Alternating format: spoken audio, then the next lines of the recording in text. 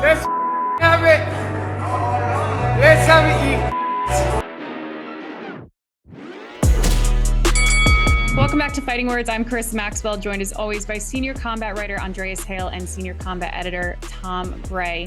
We were excited to finally see Anthony Joshua back in the ring this weekend for a highly anticipated rematch against Dillian Whyte in London's O2 Arena. But to continue the DAZN pay-per-view curse, Whyte has been eliminated from the bout because of a positive VADA drug test.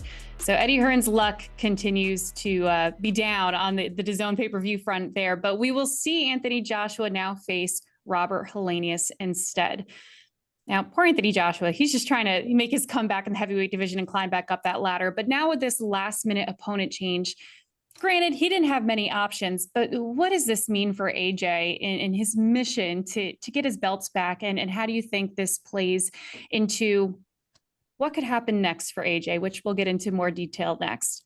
Ultimately, he would just want to taste some blood after a training camp. I think it was important to him to get a fight in. He was out in April, but the more active, the better. I think that's his ethos.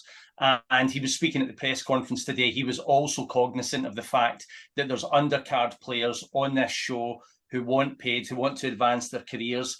And, good on him for that. He's a multi-millionaire. He could easily have put his feet up and waited for a Wilder fight later in the year. But he's back out. Is it a great matchup? No, let's be honest, it really isn't. But he'll get a fight in and everyone will get paid that's on the card, and that's good news. The good news is this is no longer a pay-per-view. That's fantastic news because I don't think anybody cared to see Anthony Joshua versus Dillian Whyte 7.5 years after the first time it happened on pay-per-view. The fight with Robert Helenius, yeah, sure, cool, whatever. They got common now him and Wilder have a common opponent. The most important thing is Anthony Joshua is getting more work in the ring under the tutelage of Derek James. I think that's the most important aspect of this is he needs to get some rounds in. He's got to put these new tools to work because if you are going to fight Deontay Wilder, you can't be the old AJ. You got to be the somewhat new and refined AJ, and the only way to do that is to fight. So we had to fight on this card. But other than that, just thank God it's not a pay-per-view because I didn't want to pay to see that. I mean, I think the only person upset that it's not a pay-per-view is Anthony Joshua and Eddie Hearn, because that obviously affects their wallets, and AJ is taking a huge pay cut. But to your point, Tom, it is a great move that this fight is still happening to give those other fighters an opportunity to get another fight under their belt. But this plays into a bigger question that I've honestly lost count of how many times I've asked a variation of this question, or we have just debated about it or talked about it. What is wrong with the heavyweight division and why can't they get out of their own way? It seems like every time there is a fight that is supposed to happen, it doesn't happen because of a failed drug test or because contract negotiations or because it was all just social media bull. What does the heavyweight division need to do to be taken seriously again so that we're not in a position where Anthony Joshua is fighting and it's not a pay-per-view? They need to take a leaf out of the other divisions. We've seen recently the lightweights, for example, have been putting on super fights. Welterweight, goes without saying. We had Spence Crawford just almost 2 weeks ago. These guys need to fight each other, and that's the only way. When you're sitting at a point where we've got AJ against Robert Helenius, Deontay Wilder against nobody, TYSON FURY against Ngannou, and Usyk against Daniel Dubois, it's not good enough, is it? Not when these fights have been hyped up for so long between the top guys and we can't get any of them in the ring. You've had Usyk and Joshua, you've had Fury and Wilder 3 times, but there's still so many fights that we need to see. Hopefully we can get Wilder and Joshua in the ring. I think that would be a sensational fight. Like, it's arguably the most exciting fight there is. But until these guys fight each other, get, and create their own respective legacies, the division's not going to be taken seriously. That's just the bottom line. It ain't these guys. It's Tyson Fury. It's his fault. It's all his fault. Listen. Tyson Fury was supposed to fight Anthony Joshua, quote unquote. That didn't happen. Tyson Fury was supposed to fight Alexander Usyk. That didn't happen. The division goes as the top guy goes, and regardless of what we think the biggest cash cow in this division is Tyson Fury. And the fact that he's fighting Francis Ngannou is kind of throwing a monkey wrench into everybody else's plans. Joshua and Wilder probably would have already fought if they knew that Tyson Fury was BSing Anthony Joshua to begin with. Or if Fury would have fought Usyk, it would have cleared things up. ultimately, this is all Tyson Fury's fault. I can't blame Anthony Joshua. I can't blame Deontay Wilder. I can't blame Alexander Usyk. I can't blame Daniel Dubois. I can only blame the man who has been BSing his way through the heavyweight division since beating Deontay Wilder, and that's Tyson Fury. He fought Derek Chisora, guys. Derek effing Chisora. He fought Dillian Whyte. Nobody asked for that. He's fighting Francis Ngannou. The WBC asked for it. Yeah, well, you know, the WBC's made exceptions for less. I just the whole thing with Tyson Fury is look, get your money. I understand. Like, you're fighting Francis Ngannou, it's going to be this big pay-per-view fight. You're going to get more money. But if the question is what's wrong with the heavyweight division, it's not the other guys. It's one guy, and his name is Tyson Fury, and he's a disaster for this division because everybody else wants to fight and he wants to play.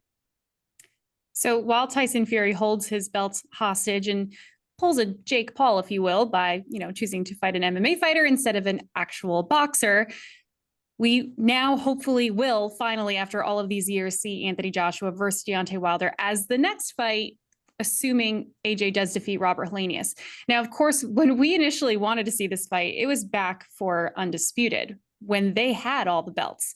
Now, a lot has happened since then, but even with no titles on the line, this could potentially be the biggest fight of the year, if not next year, if it does happen in January. So before we get into that fight and what that fight means, speaking of Tyson Fury, if this fight does happen, is Anthony Joshua versus Deontay Wilder bigger than Tyson Fury versus Alexander Usyk? Potentially bigger, I would say. In fact, I would say bigger financially, I think. The fact that you've got Joshua's got a massive UK fan base. The 3 losses on his record doesn't change that.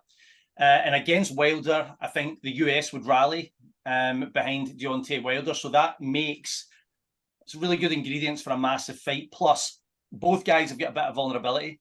Both guys are massive hitters. And that's known now. Like, these guys are household names. People know what to expect from them. I still think, I get slated for it, but I mentioned Foreman against Lyle, George Foreman against Ron Lyle from 1976. It's got that kind of excitement, vulnerability about it from both sides. I think it's an absolutely amazing fight, and I think it would do better financially because Usyk doesn't really resonate, despite the fact that he holds all 3 titles. Usyk needs someone big time in the opposing corner to make a big fight. So, yep, I absolutely love the fight. Historically, it's not as significant because it doesn't have the tradition of all the belts. But as an event, it could be A, more spectacular, B, more financially lucrative. Yes, by far. Listen, dude, Anthony Joshua versus Deontay Wilder, for the reasons that Tom outlined, like, there's a threat of a knockout from round 1 to round 12, depending on how long the fight goes. That's exciting in itself. The fact that Anthony Joshua is still Anthony Joshua, I don't care if he's lost. He's still a huge rock star, but he's maybe not as big as Tyson Fury these days. But when you pair him with Deontay Wilder, who is known to decapitate his opponents with one punch, that is, you have the UK versus US, you have the constant knockout threat, you have every marketable factor heading into this fight. To me, it's exponentially bigger than Fury Usyk, other than the historical element. Usyk, unfortunately, doesn't move the needle, and that sucks because he's a tremendous fighter, but it is what it is. And Fury, well, who knows when he's going to fight him? And when he does fight him, will we still care? I think interest in that fight for a casual fan is dwindling by the minute, whereas Wilder versus Joshua, you put those 2 guys on the screen and have them stand next to each other, that sells the fight by itself. So, yes, it is a much bigger fight. And it probably would be remembered more than what happens with Fury and Usyk. Because I think the knockout somebody's getting knocked out. There ain't no way that fight's going the distance. However that fight ends in devastating fashion is what's going to be remembered. Usyk and Fury could end up being a boxing clinic, or it can be a decent and solid match. But I don't think anybody's going to be talking about it 2 or 3 years from now, other than who the undisputed champion is. Wilder versus Joshua is one of those fights where it's going to ask, where were you at when those 2 clashed? Now, of course, Anthony Joshua has to defeat Robert Helenius in order for the Wilder fight to even happen. I mean, Eddie Hearn even said that with Dillian Whyte, that if AJ didn't beat Whyte, that fight's not happening. So no offense to Robert Helenius, but let's just assume that AJ wins, and let's skip over the analysis for this weekend's fight, and let's talk Wilder Fury as if it is happening, as if it is scheduled. as you said, Wilder's a knockout artist. That man's scary in the ring. But AJ, he's done some pretty good knockouts himself. So when we have these two powerhouses in the ring facing each other, what can we expect from this super fight? And who do you got? Well, years ago when the fight was initially mooted and it was for undisputed, Wilder was unbeaten. A lot of people felt he was invincible at the time. I myself didn't feel that way. I think that when you're a knockout artist, particularly not just a knockout artist, but a knockout artist that relies on one specific punch, which was the right hand, sooner or later someone's going to come along and spoil your party. And that's exactly what happens when he ran into Tyson Fury, who I picked 3 times to beat Deontay Wilder, and he did, despite the draw. So the secret is out on Wilder. We know exactly what he does. Everyone knows what he does, and you can bet that AJ knows that he does.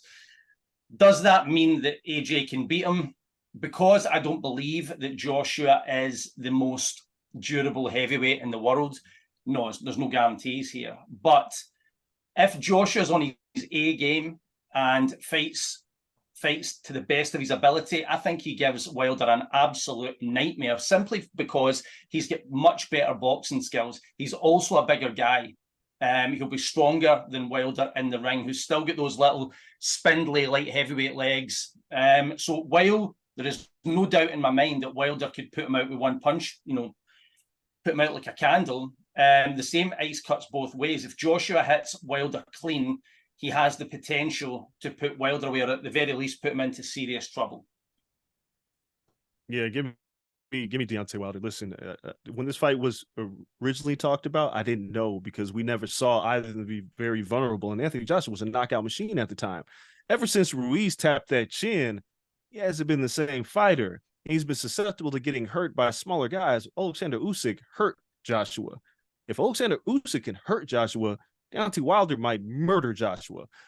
Legalized crime in a boxing ring, that's probably what's going to happen. Look, I'm not going to completely count Anthony Joshua out. I think Derrick James being there could help him a lot defensively. The problem is it really only takes one from Deontay Wilder. Tyson Fury got up. Tyson Fury is a freak of nature, and he's a giant. He can absorb all that. I don't know if Joshua takes one of those blows. We saw what happened to Dominic Brazil. We saw what happened to, just name it, just run down the list of names. We saw what happened to Robert Helenius. I don't even think Joshua could duplicate that. Give me Deontay Wilder in that fight, just because he could lose every round, every minute, every second. There could be 10 seconds left in the fight. He hits Joshua one time, he's going night-night. So right now, give me Deontay Wilder. That's been said before. I mean, that sounded a lot better, though, when he was unbeaten. The bottom line is that he's been beaten since. Everyone knows exactly what the trick is. This whole perfect for 1 second thing is starting to get a bit old for him. And to be honest, I'm not sure that Deontay Wilder's hungry for it anymore. Not when I watch interviews with him. His last win was over Robert Helenius. His last serious win probably goes back 3.5, 4 years. Must go all the way back to Ortiz. So, we'll see what happens when they get in the ring. The only thing I'll say is about Deontay Wilder, boxing skills isn't the first thing on his list of weapons, and he is now rusty and inactive. So let's see if he can go over the hump. Yeah, well, Tom, the only thing is, listen, it was Tyson Fury. Like, it's Tyson Fury. He's the only one who got up. Everybody else, they hit the canvas. It's over. Anthony Joshua right now isn't Tyson Fury. And like I said, Andy Ruiz has never been a big puncher. He knocked out Anthony Joshua. Andy Ruiz has heavy hands, man. Andy Ruiz has got heavy hands. I wouldn't like to take a punch off Andy Ruiz. I wouldn't either, but I would rather take an Andy Ruiz punch than a Deontay Wilder punch. Like, he crucifies him. Like, it's bad. Look, it really only takes one against AJ. And, like, again, I think if AJ makes improvements, it could be a tremendous fight. We could have multiple knockdowns. But Deontay Wilder, for all the credit we've talked about with Tyson Fury's chin, in that third fight, Deontay Wilder knocked down Tyson Fury several times. I don't know if AJ gets back up from one of them. Let's not exaggerate. Knocked him down twice. 2 is enough. And if AJ goes down once, it wasn't enough. That's the bottom line. It wasn't enough. I know, but that's what I'm saying. Tyson Fury's a freak. He's a unicorn. There's nobody else like him in the heavyweight division, past, present, or future, in terms of size, chin, the way he moves. Anthony Joshua can't duplicate that. I just don't know if he's got the heart to do it. I get what you're saying about Deontay Wilder. may not be into it, but I guarantee you, whenever he sees that check, if the fight ends up in Saudi Arabia, that's going to motivate him to put on a show. And there's nothing more that Deontay likes than putting on a show. And I think that's what he'll try to do against Anthony Joshua. So you both have mentioned Robert Helenius as Wilder's last opponent, where, you know, he ended it in a first round knockout. So AJ has said multiple times that he doesn't like comparing opponents because it doesn't mean anything, but it does kind of mean something. So do you think that AJ needs to end this fight this weekend by stoppage in order to make a statement or even compete with Wilder heading into that potential next fight?